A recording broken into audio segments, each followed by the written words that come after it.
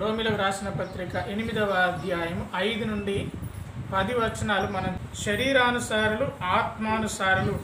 ఒకటే మనిషి, వాడు శరీరానుసారుడని అయి ఉండాలి, ఆత్మానుసారుడని అయి ఉండాలి. పాపం అనేది చాలా ప్రమాదకరమైనది.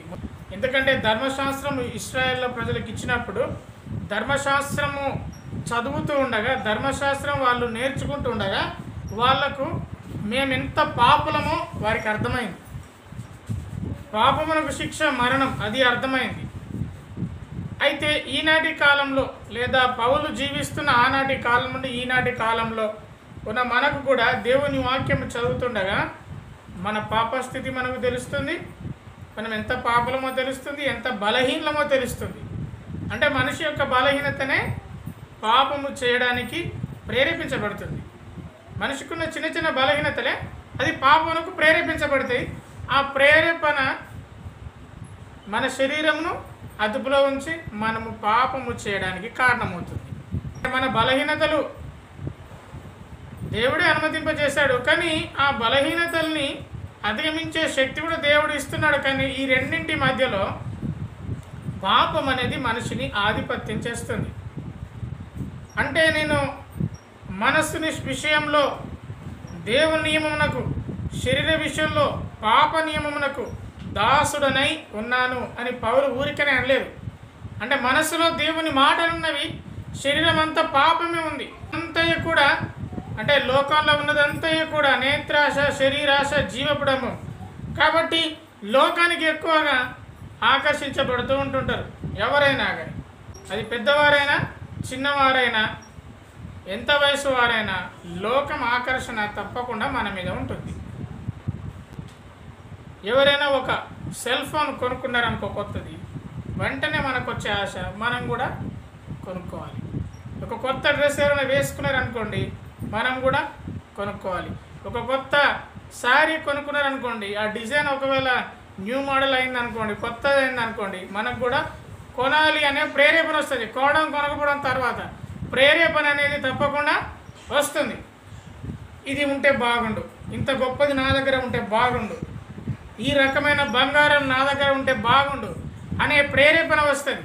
కొన్నిసార్లు, ఇంకో మాట అనొచ్చు, చాలాసార్లు అది పాపమునకు దారితీస్తుంది. ఇప్పుడు ఈ లోకంలో దొంగలు ఎందుకు తయారవుతున్నారు? ఎందుకు ఈ దొంగతనాలు ఎక్కువ జరుగుతున్నాయి? ఖచ్చితంగా ప్రేరేపణనే. ముందొచ్చే శరీరానికి వచ్చే పాపపు తలంపే. వారి దగ్గర ఉన్నది మనకు కావాలి అనే ఉద్దేశంతో దొంగతనాలు అనేవి మొదలైనవి.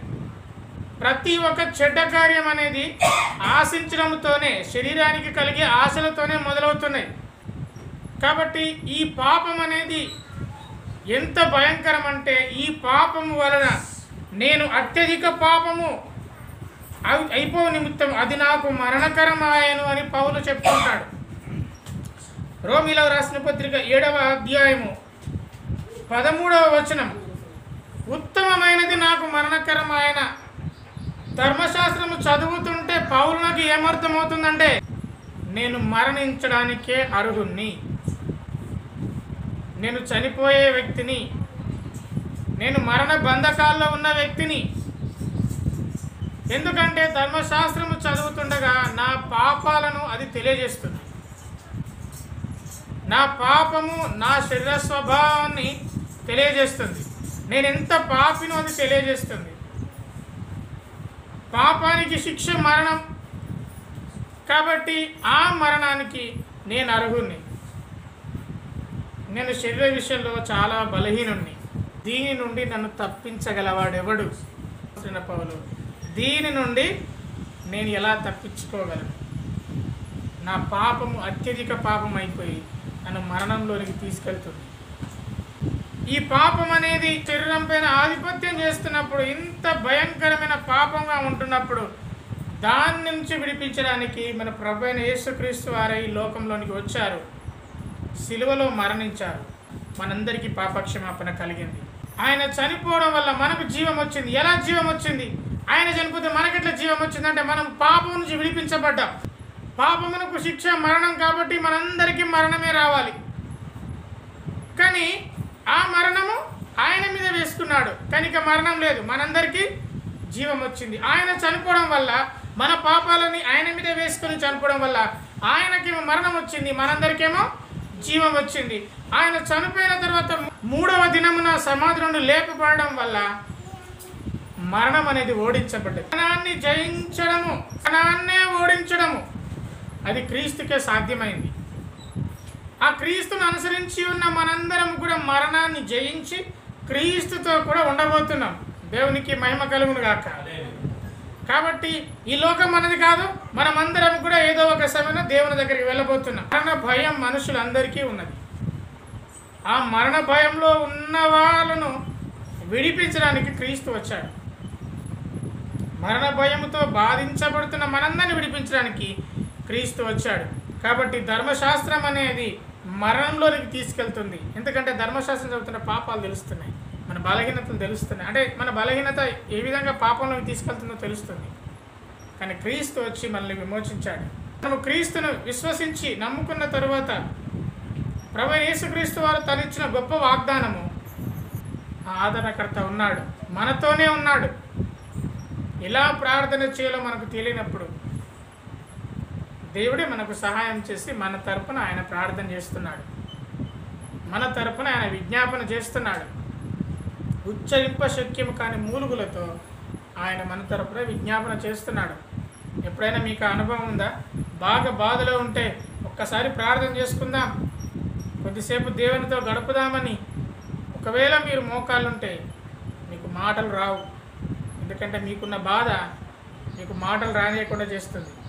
అట్టి సందర్భంలో దేవుడు తానే మీ పక్షమున విజ్ఞాపన చేస్తున్నాడు, తానే మీ పక్షమున విజ్ఞాపన చేస్తున్నాడు. అది దేవుడు మనకిచ్చిన గొప్ప వాగ్దానం. ఇప్పుడు దేవుని యొక్క తోడు మనకు ఉంది, దేవుడు మనలోనే ఉన్నాడు. కాబట్టి మనం ఎలా ఉండాలి? శరీరానుసారిగా ఉండాలి, ఆత్మానుసారంగా ఉండాలి. శరీరానుసారులు ఎలా ఉంటారు? వారు శరీర విషయాల మీద మనసు ఉంచుతారు. ఆత్మానుసారులు ఎలా ఉంటారు? వారు ఆత్మ విషయాల మీద మనసు ఉంచుతారు. ఏంటి ఆ శరీర విషయాలు, ఏంటి ఆత్మ విషయాలు? శరీరాన్ని బలంగా ఉంచుకోవాలంటే భోజనం ఉండాలి, మరి ఆత్మీయత ఎదగాలంటే ఏముండాలి? అంటే శరీరానుసారులు శరీర విషయాలపైనే వాళ్ళ మనసు, ఆత్మానుసారులు వాళ్ళ ఆత్మ విషయాలపైనే మనసు. శరీరము ఆత్మ రెండింటికి విరోధంగా ఉంటుంది. శరీరము చెప్పింది ఆత్మ చేయదు, ఆత్మ చెప్పింది శరీరం చేయదు, రెండు విరోధంగా ఉంటుంది. అంటే ఇవన్నీ ఎవరిలో ఉంటాయి? ఒక మనిషిలోనే ఉంటాయి. రెండు విరుద్ధమైన విషయాలు శరీరంలోనే ఉంటాయి. శరీరానికి అంటే శరీర స్వభావానికి మనలో ఉన్న ఆత్మీయ స్వభావానికి ఎప్పుడు యుద్ధం జరుగుతూ ఉంటుంటుంది. అంటే శరీరాన్ని సుఖపెట్టుకోవడానికి, శరీరానికి కావాల్సినవి సమకూర్చుకోవడానికి, శరీరానికి సంబంధించిన విషయాలపైనే వాళ్ళ మనసంతా వాటి మీదనే ఉంటుంది. ఆత్మానుసారులు ఆత్మ విషయాలపైన మనసు ఉంచుతారు. ఆత్మ సంబంధమైన విషయాలేంటి?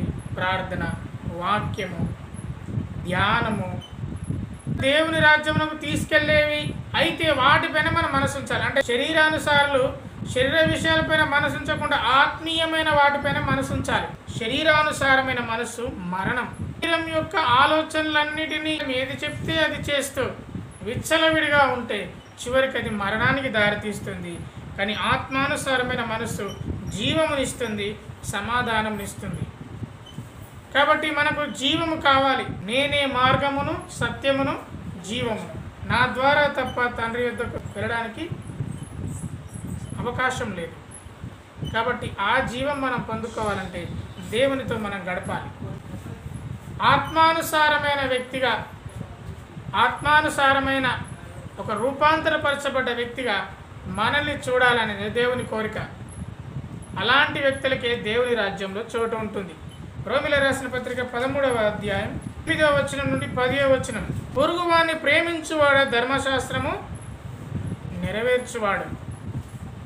ప్రేమ పొరుగువానికి కీడు చేయదు గనుక ప్రేమ కలిగి ఉండుట ధర్మశాస్త్రమును నెరవేర్చుటే. బైబిల్ అంతా కూడా ప్రేమనే. అంటే ఇప్పుడు ధర్మశాస్త్రాన్ని నెరవేర్చాలంటే ప్రేమ కలిగి ఉండాలి. అంటే ప్రేమ కలిగి ఉన్నవాడే జీవం గలవాడు, ప్రేమ కలిగి ఉన్నవాడే సమాధానం గలవాడు.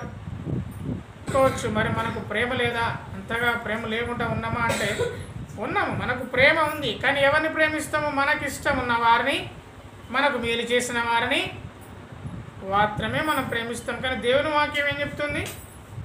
నీ శత్రువు కోసం కూడా ప్రార్థించమంటుంది.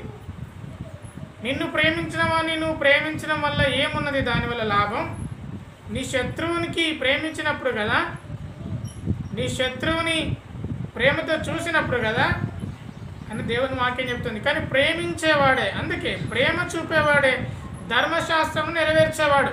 ధర్మశాస్త్రంలో చాలా ఆజ్ఞలు ఉన్నవి. ఆ ఆజ్ఞలన్నీ కూడా ఒక గొడుగు కిందికి వస్తే ఆ గొడుగు ప్రేమ. ప్రేమలో అన్ని ఆజ్ఞలు ఉన్నవి. కాబట్టి ప్రేమించేవాడే ధర్మశాస్త్రమును నెరవేర్చేవాడు. వ్యభిచరింపవద్దు, నరహత్య చేయవద్దు, దొంగిలవద్దు, ఆశింపవద్దు అనునవి మరి ఏ ఆజ్ఞ అయినా ఉన్నాయడలా అది కూడా నిన్ను వలే నీ పొరుగువాన్ని ప్రేమింపవలను అనే వాక్యములో వ్రాయబడి ఉంది. అంటే ఇప్పుడు శరీరానుసారులకు ఆత్మానుసారులకు ఉన్న ఒకే ఒక తేడా ప్రేమ. శరీరానుసారులు ఎవరిని ప్రేమించలేరు. ఒకవేళ ప్రేమిస్తే తనకు తన శరీరాన్ని ప్రేమించుకుంటాడు. ఆత్మానుసారులు వారు పొరుగువాన్ని ప్రేమిస్తారు. అంటే నిన్ను వలే నీ పొరుగువాన్ని ప్రేమించు, ఇది ఆత్మానుసారులైన వ్యక్తులకు ఉండే లక్షణం. అయితే నిన్ను వలే నిన్నే నువ్వు ప్రేమించుకో, ఇది శరీరానుసారులకు ఉన్న లక్షణం. అండ్ ప్రేమలో మనకు లోపం ఉండకూడదు అని వాక్యం చెప్తుంది. ఈనాటి కాలంలో ఎవరి దగ్గర నుండి ప్రేమను ఆశించడానికి, ఎవరి దగ్గర నుండి ప్రేమను పొందుకోవడం అంటే చాలా కష్టంగా ఉంది. ఎవరు మనల్ని ప్రేమిస్తున్నారని మనం ఆలోచన చేసుకుంటే ఎంతమంది మనకు గుర్తుకొస్తారు. అది నిస్వార్థంగా ప్రేమించే వాళ్ళు ఉన్నారు అనేది నీకు నువ్వు ఆలోచన చేసుకున్నా కూడా కష్టమే. కొంతమందికి అసలు ఉండకపోవచ్చు. ప్రేమలో వేషధారణ ఉండదు, ప్రేమలో నటన ఉండదు. వేషధారణ లేని, నటన లేని ప్రేమ కలిగి ఉన్నవారే ఆత్మానుసారులు. మొదటగా జీవం, దాని నిత్య జీవం అనొచ్చు మనం. రెండవదిగా సమాధానం. ఎంతమంది సమాధానంగా ఉన్నారు? ఎంతమంది సమాధానం లేక ఉన్నారు? ఒకవేళ నీ సమాధానం కోల్పోవడానికి కారణం నీలో ప్రేమ లేకపోవడమా? పరీక్ష చేసుకోవాలి, మనమే సెల్ఫ్ చెకింగ్ చేసుకోవాలి. ఇక్కడ ఎవరి మనసు ఎవరికి తెలియదు, ఎవరిది వారికే తెలుసు, దేవునికి తెలుసు. కాబట్టి ఒకవేళ మనము సమాధానం కోల్పోవడానికి ఇతరులను ప్రేమించడం మనకు చేత కావట్లేదా? ప్రేమ అనేదానికి మనలో చోటు లేదా? చోటు లేకపోతే నీలోని శరీర స్వభావము నీ మరణానికి కారణమవుతుంది. అంటే నువ్వు బ్రతికున్న శవానివి ప్రేమ లేని వాడినైతే. ప్రేమ లేని వాడినైతే నేను మ్రోగడి కంచును గనగనలాడు తాళమునై ఉన్న, ప్రేమ లేకుంటే నేను వ్యర్థుడను అని అంటాడు. శాస్త్రం అంతా కూడా ప్రేమ కిందకే వస్తుంది. శరీరానుసారులకు ఆత్మానుసారులకు అనేక తేడాలు ఉండొచ్చు. ఆ తేడాలన్నిటికీ ఒకటే పేరుతో చెప్పాలంటే ప్రేమ విషయంలోనే వారికి తేడా ఉంటుంది. మత్తయి సువార్త 22వ అధ్యాయము 37వ వచనము. బోధకుడా, ధర్మశాస్త్రంలో ముఖ్యమైన ఆజ్ఞ ఏది అంటే, నీ పూర్ణ హృదయంతో, నీ పూర్ణ ఆత్మతో, నీ పూర్ణ మనసుతో నీ దేవుడైన ప్రభువును ప్రేమింపవలను. ఇది ముఖ్యమైనది, మొదటిది. నిన్ను వల్ల నీ పొరుగు అని ప్రేమింపవలను, ఇది రెండవది. ఈ రెండింటిలో కామన్గా ఉన్నది ఒకటే, ప్రేమ. ఇప్పుడు నిన్ను వల్ల నీ పొరుగు అని ప్రేమించాలి, నీ దేవుని ప్రేమించాలి, నీ పూర్ణ మనసుతో ప్రేమించాలి, నీ పూర్ణ ఆత్మతో ప్రేమించాలి. ప్రేమ అనేది అన్నిటికంటే గొప్పదైన ఆజ్ఞ. ప్రేమ కలిగి ఉన్నవాడు సమాధానంగా ఉంటాడు, ప్రేమ కలిగి ఉన్నవాడు జీవం కలిగి ఉంటాడు. ప్రేమ కలిగి లేని వాడికి జీవం ఉండదు, సమాధానం ఉండదు. గలతీయులకు రాసిన పత్రిక 5వ అధ్యాయము 16వ వచనము 17వ వచనము. నేను చెప్పున్నది ఏమనగా, ఆత్మానుసారముగా నడుచుకొనుడి, అప్పుడు మీరు శరీరేచ్ఛను నెరవేర్చరు. శరీరము ఆత్మకును, ఆత్మ శరీరమునకు విరోధంగా ఆపేక్షించును. ఒకదానికొకటి వ్యతిరేకంగా ఉన్నవి గనుక మీరేమి చేయ నిశ్చయించరో వాటిని చేయరు. ఆత్మ చేత నడిపించబడేట్లా ధర్మశాస్త్రమునకు లోబడిన వారు కారు. గలతీయులకు రాసిన పత్రికలో శరీర కార్యములేంటి, ఆత్మ కార్యములేంటి అనే విషయాలను చాలా చక్కగా వివరించాడు పౌలు గారు. నిజానికి ఆత్మకార్యాలు, శరీర కార్యాల గురించి ఇప్పటికే చాలాసార్లు మాట్లాడాడు. ప్రభు సహాయం వల్ల జారత్వం, అపవిత్రత, కాముకత్వం, విగ్రహారాధన ఇవన్నీ ఉన్నాయి. ఆత్మకార్యములేంటి? ప్రేమ, సంతోషము, సమాధానం. అన్నిటికీ మూలమైనది ప్రేమ. నువ్వు ఎప్పుడైతే ప్రేమ కలిగి ఉంటావో, నువ్వు ఎప్పుడైతే శరీరానుసారంగా ఉండకుండా ఆత్మానుసారంగా ఉంటావో, నువ్వు ఎప్పుడైతే దేవునితో సమయం గడుపుతావో, దేవుడు నీకు ఇచ్చే గొప్పది సమాధానం. 9వ వచనం, దేవుని ఆత్మ మీలో నివసించి ఉన్నడలా మీరు ఆత్మ స్వభావం గలవారే కానీ శరీర స్వభావం గలవారు కారు. కాబట్టి దేవుని యొక్క ఆత్మ మనలో నివసిస్తుంది. ఆయన మనతో పాటు ఉంటాడు, మనలో కూడా ఉంటాడు. ఇలాగే 15వ వచనం, మీరు భయపడుటకు మీరు దాస్యపు ఆత్మను పొందలేరు, కాబట్టి దత్తపుత్రాత్మను పొందారు. కాబట్టి మనలో భయం ఉండదు. అందుకే అంటాడు ప్రేమలో భయం ఉండదు. శరీరానుసారులు అన్నిటికీ భయం ఉంటుంది వారికి. ఆత్మానుసారులు దేవుడు మనలో ఉంటాడు, మనతో ఉంటాడు, కాబట్టి వారు భయపడరు. అట్లాగే 6వ వచనము, ఆత్మానుసారమైన మనసు జీవమును సమాధానం ఉంటుంది. ఆత్మానుసారులుగా జీవిస్తే శారీరక క్రియలను చంపివేసిన వారమవుతాం. 13వ వచనంలో, మీరు శరీరానుసారంగా ప్రవర్తించిన ఎడల చావవలసిన వారైందరు, కానీ ఆత్మచేత శారీరక క్రియలను చంపినట్ల జీవించెదరు. శరీరమేమో అపవిత్రమైన కార్యాలు, ఆత్మానుసారమైన మనసేమో ప్రేమను కలిగి ఉండమంటుంది. మనము ప్రేమను కలిగి ఉన్నప్పుడు, మనము ప్రేమగా ఉన్నప్పుడు ఈ శరీరానికి వచ్చే ఈ హేయమైన క్రియలన్నిటికీ మనం దూరంగా ఉండగలుగుతాం. అందుకే ప్రేమను కలిగి ఉన్నవాడు దీవించబడ్డవాడు, ప్రేమను కలిగి ఉన్నవాడు నిత్య జీవమునకు వారసుడు. అప్పుడు మనము దేవుని పిల్లలమవుతాం. 16వ వచనంలో, మనము దేవుని పిల్లలమని ఆత్మ తానే మనతో సాక్ష్యం ఇస్తున్నాడు. మనము పిల్లలమైతే వారసులం, దేవుని వారసులం, క్రీస్తుతో కూడా మహిమ పొందుటకు మనము క్రీస్తుతో వారసులం. ప్రియబిడ్డలమైన మనమందరం కూడా ప్రేమను కలిగి ఉండే వారమై ఉండాలి. ప్రేమ అనే ఆయుధం, నేను దాన్ని ఆయుధం అంటాను, ప్రేమ అనే ఆయుధమును ధరించుకునే వారమై ఉండాలి. ప్రేమతో పలకరించడం, ప్రేమతో మాట్లాడడం, ప్రేమగా గౌరవించడం, ఇది మనం మర్చిపోవద్దు. అన్నీ బాగున్నప్పుడే ప్రేమగా చూడడం కాదు, ఏమి లేనప్పుడు కూడా ప్రేమ కలిగి ఉండాలి. ఎందుకంటే మనము క్రీస్తుతో వారసులం. ప్రభు అయిన యేసుక్రీస్తు వారు ప్రేమమయుడై ఉన్నాడు. యేసుక్రీస్తు వారి దగ్గరికి ఎవరైనా వచ్చినప్పుడు ఆయన ప్రేమతో మాట్లాడాడు తప్ప కోపించి గద్దించి మాట్లాడినవాడు కాదు. ఒక జక్కయ్య లాంటి పాపం చేసిన వ్యక్తి దగ్గరికి కూడా ప్రభు అయిన యేసుక్రీస్తు వారు వెళ్ళారు. ఆయన పాపులతో కలిసి భోజనం చేసేవాడు. శాస్త్రులు, పరిసయ్యులు వీరెంత పాపులైనా వారితో కలిసి మాట్లాడి ప్రేమగా ఉండేవాడు. ఆయనకు కోపం వచ్చిన సందర్భం అంటూ ఏమీ లేదు, 1-2 సందర్భాల్లో తప్ప. దేవాలయమును అపవిత్రపరుస్తున్న సందర్భంలో తప్ప ఆయన ఏనాడు కోపపడింది లేదు. ప్రేమ గలవాడికి సమాధానం ఉంటుంది ఎల్లప్పుడూ. మనం ఎక్కువగా ప్రార్థించే వారమై ఉండాలి, దేవునితో గడిపే వాళ్ళమై ఉండాలి. ప్రేమ కలిగి ఉన్నవాడు ఆరోగ్యంగా ఉండగలుగుతాడు. అనేది మనకు బీపీ ఎక్కువ పెంచుతుంది.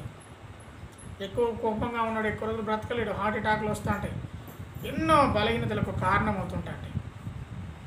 కాబట్టి వాక్యమే చెప్తుంది ప్రేమ కలిగి ఉండేవాడు అంటే ఆత్మానుసారమైన వ్యక్తి, వానికి ఉండేది సమాధానం. ఆత్మఫలం అందులో మొదటిదే ప్రేమ. కాబట్టి ప్రేమ కలిగి ఉంటకు ప్రయాసపడని ఊరికనే అనలేదు. కేసులకు రాసిన పత్రిక 5వ అధ్యాయం 18వ వచనం, మరియు మద్యముతో మత్తులై ఉండకుడి, దానిలో దుర్వ్యాపారము కలదు, అయితే ఆత్మపూర్ణులై ఉండుడి అంటే ఆత్మను కలిగి ఉండుడి. మనం ఆత్మ కలిగి ఉన్నామా లేమా? అది చెప్పండి. ఆత్మ కలిగి ఉన్నామా లేమా? ఉన్నాం. పరిశుద్ధాత్మ దేవుడు మనతోనే ఉన్నాడు, మనలోనే ఉన్నాడు. అది దేవుడు ఇచ్చిన వాగ్దానం. ఒకరికొకడు కీర్తనలతోనూ సంగీతముతోనూ ఆత్మ సంబంధమైన పాటలతోనూ హెచ్చరించుచు మీ హృదయంలో ప్రభువును గూర్చి పాడుచు కీర్తించుచు మన ప్రభువైన యేసు క్రీస్తు పేరిట సమస్తమును తండ్రి అయిన దేవునికి ఎల్లప్పుడూ కృతజ్ఞతాస్తుతులు చెల్లించుచు క్రీస్తు నందలి భయముతో ఒకడు లోబడి. ఒకసారి ఈ పదాల అర్థం ఎప్పుడైనా ఆలోచించాము? అసలు కీర్తనలతో సంగీతముతో పాటలతో హెచ్చరించుకోవాలి, హృదయంలో ప్రభువుని గురించి పాడాలి.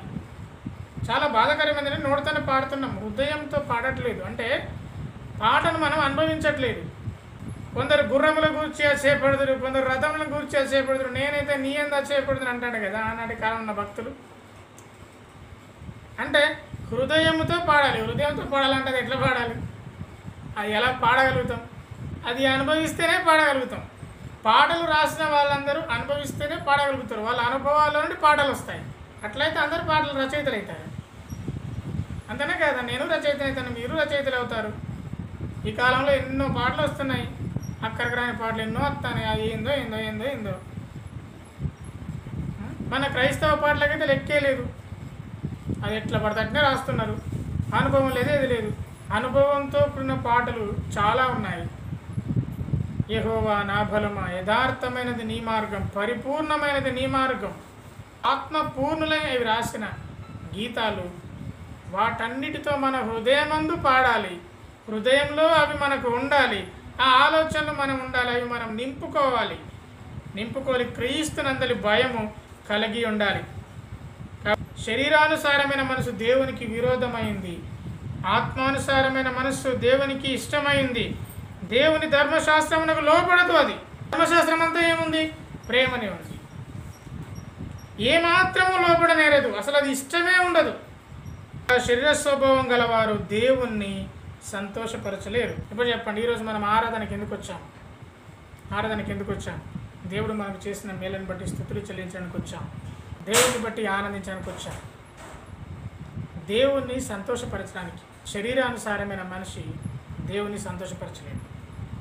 అంటే ప్రేమ లేని మనిషి దేవుని సంతోషపరచలేడు. శరీరానుసారులు ఎప్పుడు తన శరీరానికి సంబంధించిన కోరికలు, ఎప్పటికీ కోరికలు పుడుతూ ఉంటాయి. ఆ కోరికలు తీరినా కొద్దీ ఇంకా కొత్త కొత్త కోరికలు పుడుతూ ఉంటాయి. ఆ కోరికలకు అంతే ఉండదు. వాడు తనని తాను కూడా సంతృప్తిపరచుకోలేడు. దేవుణ్ణి ఆశించే విధంగా లేదా దేవుని యొక్క సన్నిధిని ఆశించే విధంగా ఆ కోరికలు ఉండబోగా శరీరానుసారమైన పనికి మాలిన కోరికలు నెరవేర్చుకుంటూ ఈ విరోధం అని తెలిసినా కానీ శరీర స్వభావమును కలిగి ఉంటే మనమెప్పుడు కూడా దేవుని రాజ్యమునకు వారసులం కాలేము, దేవుని పిల్లం కాలేము. దేవుని ఆత్మ మీలో నివసించినట్లా మీరు ఆత్మ స్వభావం గలవారే. అసలు నీవేంటో తెలుసా? నీ ఆలోచన విధానమే నీవు. అంటే నీ వ్యక్తిత్వం అంటే దాని నిర్వచనం ఏంటిదంటే నీ ఆలోచన విధానం. ఆలోచన విధానం ఎవరికి తెలుస్తుంది? వారి వారి వ్యక్తిగత జీవితానికి తెలుస్తుంది. నీ ఆలోచన విధానమే నీ వ్యక్తిత్వం. నీవు ఎవరి గురించి ఎలా ఆలోచిస్తున్నావో, నువ్వు ఎవరి గురించి ఏ విధమైన ఆలోచనలు కలిగి ఉన్నావో అదే నీవు. నువ్వు మంచి ఆలోచనలు కలిగి ఉన్నవాడివైతే నువ్వు మంచి వ్యక్తిత్వం ఉన్నవాడిగా ఉండగలుగుతావు. నీకు అన్ని చెడ్డ తలంపులే, నీకు అందరి గురించి చెడ్డ ఆలోచనలే, అందరూ నీ దృష్టికి చెడ్డవాలే, అందరూ నీ దృష్టికి దొంగలే. ఇక నీ ఆలోచన విధానం అట్లా ఉంటే అదే నీ వ్యక్తిత్వం అయిపోతుంది. పూర్తిగా ఏమి గ్రహించలేని వ్యక్తిగా నిలబెడుతుంది అందరి ముందు. చివరికి అది ఎవరో చెప్తే కూడా అర్థం చేసుకునే స్థితికి దిగజారిపోతుంది. మన ఆలోచన విధానమే మన జీవన విధానం అవుతుంది. ప్రభు మెచ్చుకునేవాడు యోగ్యుడు కానీ తన్ను తాను మెచ్చుకునేవాడు యోగ్యుడు కాదు. కాబట్టి దేవుని మెప్పు కోసం మనం ప్రయాసపడాలి, మానవుల మెప్పు కోసం కాదు. ఆత్మానుసారమైన వ్యక్తుల యొక్క ఆలోచన విధానము దేవుని మెప్పు కోసం ఉంటుంది కానీ మనుషుల మెప్పు కోసము ఉండదనే విషయాన్ని గుర్తు చేస్తున్నాను. ఫిలిప్పీల రాసిన పత్రిక 4వ అధ్యాయం 8వ వచనము ఒకసారి చూస్తే, నా ప్రభు అయిన యేసుక్రీస్తు గురించిన అతి శ్రేష్టమైన జ్ఞానము నిమిత్తము సమస్తమును నష్టముగా ఎంచుకొనుచున్నాను. నష్టముగా పౌలు ఎంచుకున్నాడు. అంటే క్రీస్తు యేసుని గురించిన జ్ఞానము నిమిత్తం. క్రీస్తు యేసుని గురించిన జ్ఞానము మనకు పొందుకోవాలి అంటే సమస్తమును మనము నష్టంగా ఎంచుకోవాలి. క్రీస్తు యేసు యొక్క జ్ఞానమును ఉన్నతంగా చూడాలి, అత్యున్నతంగా మనం భావించాలి. అంటే వాక్యము పట్ల ఆయనకున్న ఆసక్తి అది గమనిస్తున్నాం మనం. దశల రాసిన పత్రిక 3వ అధ్యాయము 16వ వచనం, గీతములతోనూ కీర్తనలతోనూ ఆత్మ సంబంధమైన పద్యములతోనూ ఒకరినొకడు బోధించుచు మీ హృదయం బుద్ధి చెప్పుచు కృపా సహితంగా మీ హృదయములలో దేవుని గూర్చి గానము చేయొచ్చు. సమస్త విధములైన జ్ఞానంతో క్రీస్తు వాక్యం మీలో సమృద్ధిగా నివసింపనీయుడి. మీలో నివసించేది దేవుని వాక్యం అయి ఉండాలి. చాలా బాధాకరమైన విషయం ఏంటంటే అన్నిటికీ మనకు సమయం ఉంటుంది కానీ వాక్యం చదవడానికి సమయం ఉండట్లేదు, ప్రార్థన చేయడానికి సమయం ఉండట్లేదు. క్రీస్తు వాక్యం మీలో సమృద్ధిగా ఉండాలి. సమృద్ధిగా ఉన్నప్పుడు మీరు దేవుని సంతోషపరిచే వారై ఉంటారు. సమృద్ధిగా ఉన్నప్పుడు సమస్తమును నష్టముగా ఎంచుకునే వారిగా ఉంటారు. ఆయనకు క్రీస్తు యొక్క యేసు గూర్చిన జ్ఞానం అనేది గొప్పగా కనిపించింది. ఏదైనా మనకు 2 ఆప్షన్స్ ఇస్తే ఏమి అనుకుంటాం? ఏదైతే మనకు లాభకరంగా ఉంటుందో అదే మనం ఎన్నుకుంటాం కదా. ఏదైతే మనకు నష్టం చేస్తుందో అది మనం త్రుసిపుచ్చుతాం కదా. యేసుక్రీస్తు గూర్చిన జ్ఞానం అనేది ఆయనకు గొప్పగా అనిపించింది. ఎక్కడ దొరుకుతుంది ఆ జ్ఞానం అంటే ఆయనతో కలిసి మాట్లాడడం అంటే ప్రార్థన చేయడం, దేవుని యొక్క వాక్యమును ధ్యానించడం, దానికి అధిక ప్రాధాన్యతనిచ్చాడు. కాబట్టి మనము ప్రార్థనను వాక్యమును లక్ష్యంగా చేయొద్దు. అందుకే మొదటి కీర్తన, యెహోవా ధర్మశాస్త్రమునందు ఆనందించుచు దీవారాత్రము దాన్ని ధ్యానించువాడు ధన్యుడు. కాబట్టి శారీరక సంబంధమైన మనస్సు అది భూ సంబంధమైనది, ఆత్మీయ సంబంధమైన మనస్సు అది పరలోక సంబంధమైనవి. కాబట్టి క్రీస్తులో మనము లేకపోతే లేదా శరీర సంబంధమైన విషయాల పట్ల మనసు పెడితే అది మనల్ని మరణానికి దారితీయచ్చు, అది మనల్ని నిత్య జీవంలోకి తీసుకోకుండా మనల్ని చంపివేయచ్చు. కాబట్టి ఆత్మానుసారమైన మనసును కలిగి ఉండడానికి ప్రయాసపడదాం, దేవుని సహాయంను కోరుదాం, ప్రేమ కలిగి ఉండడానికి ప్రయాసపడదాం. ధర్మశాస్త్రం అంతా ప్రేమలోనే ఉంది కాబట్టి ప్రేమను చూపించడానికి ప్రయాసపడదాం. కాబట్టి క్రీస్తులో లేని వ్యక్తి తనకేది సంతోషంగా అనిపిస్తే దానిపైన చేయొచ్చు. అది దేవునితో సంబంధం లేనిది దాని పట్ల మనకు సంతోషం ఉండొచ్చు. ఎందుకంటే శరీరానుసారమైన వ్యక్తి శరీర కోరికలు నెరవేర్చుకోవడం ద్వారా దానిలో ఉండే సంతోషంను వెతుక్కోవచ్చు, కానీ అది అతనికి నిత్యమైన సంతోషాన్ని ఇవ్వదు. పాపం అనేది కొద్దిసేపు మనకు సంతోషాన్ని ఇస్తుంది. ఏదైనా పాపపు కార్యం, దొంగతనం, అది కొద్దిసేపు మనకు ఆ సంతోషాన్ని ఇస్తుంది, కానీ దాని ఫలితం మరణానికి తీసుకెళ్తుంది. చిన్నప్పుడు మనం నేర్చుకున్న ఒక కథ ఉంటుంది కదా, చిన్న వయసులో వాడు ఒక బల్బం దొంగతనం చేస్తాడు. తెల్లొచ్చి శబాష్ కొడుక నాకు బల్బం కొనిచ్చేంత అవసరం లేకుండా చేశావు, మంచి పని చేశావు. వాడు పెద్ద దొంగ అయిపోతాడు. డబ్బులు వస్తుండగా లేకపోతే దొంగతనం చేసే డబ్బుల వల్ల కొద్ది రోజులు అతనికి సంతోషం కలిగింది, కానీ దాని పర్యవసానం చివరికి ఏదో ఒక సమయంలో దొరికాడు, అతన్ని ఊరు తీశారు. కాబట్టి ఇటువంటి శారీరక కోరికలు లేదా ఇటువంటి పనికిమాలిన కోరికల వల్ల, ఈ పనికిమాలిన ఆలోచనల వల్ల కొద్దిసేపు మనకు సంతోషం కలిగి ఉండొచ్చు, కానీ వాటి ఫలితం మరణం. కాబట్టి మనం మరణంలోనికి కాకుండా జీవంలోనికి మనం నడిపించబడ్డ వాళ్ళం. ప్రేమ కలిగినట్టుకు ప్రయాసపడదాం. ప్రేమను కలిగి ఉన్నవాడు ధర్మశాస్త్రాన్ని నెరవేర్చిన వాడే. కాబట్టి దేవుని యొక్క ఆత్మ మనలో ఉంది, దేవుని యొక్క కార్యాలు మన జీవితంలో జరుగుతున్నవి. దేవుని సన్నిధిలో ప్రార్థించి, దేవుని సన్నిధిలో దేవుని స్తుతులు చెల్లించి, కీర్తనలతో వాక్యం చదవడం ద్వారా, ప్రతిరోజు ప్రార్థన చేయడం ద్వారా దేవుని వాక్యం మీలో సమృద్ధిగా నింపుకొని మిమ్మల్ని బలపరచుకోండి, మీ కుటుంబాన్ని బలపరచుకోండి. దేవుడి కృప మనందరికీ దయచేయను గాక.